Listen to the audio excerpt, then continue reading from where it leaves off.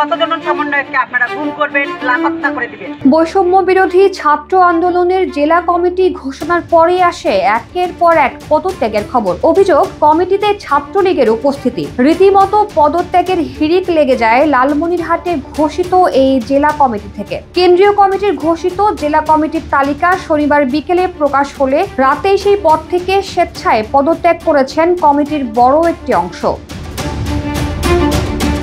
গত রোববার বৈষম্য বিরোধী ছাত্র আন্দোলনের শিক্ষার্থীরা সংবাদ সম্মেলনে দাবি তোলেন কমিটিতে ছাত্রলীগের কর্মীর উপস্থিতির। পদত্যাগকারীদের কয়েকজনের ফেসবুকে দেওয়া স্ট্যাটাস থেকে পদত্যাগের এই তথ্য নিশ্চিত হওয়া গেছে। তাদের দেওয়া স্ট্যাটাসে অনেক ত্যাগী ও যোগ্য নেতৃত্ব বাদ পড়ার অভিযোগও পাওয়া গেছে। এছাড়াও যারা আন্দোলনে কোনো ভূমিকা রাখেননি তাদের তদবিরের মাধ্যমে নেতা বানানোর অভিযোগও তোলা হয়।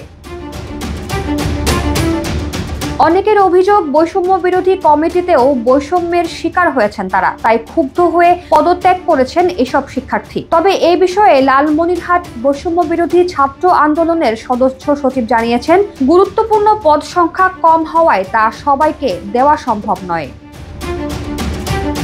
গত 24 নভেম্বর সংগঠনের কেন্দ্রীয় কমিটির আহ্বায়ক হাসনাত আব্দুল্লাহ ও সদস্য সচিব আরিফ সোহেল স্বাক্ষরিত 110 সদস্যের লালমনিরহাট জেলা কমিটি ঘোষণা করা হয়। কমিটি ঘোষণার পরেই রাতেই অনেকে স্বেচ্ছায় পদত্যাগের ঘোষণা দিয়ে সামাজিক যোগাযোগ মাধ্যমে স্ট্যাটাস ও লাইভে বক্তব্য দেন, যা ফেসবুকে নানা সমালোচনার জন্ম দিয়েছে। তবে এখন পর্যন্ত পদত্যাগকারীর সংখ্যা ঠিক কত তা নির্দিষ্টভাবে জানা যায়নি।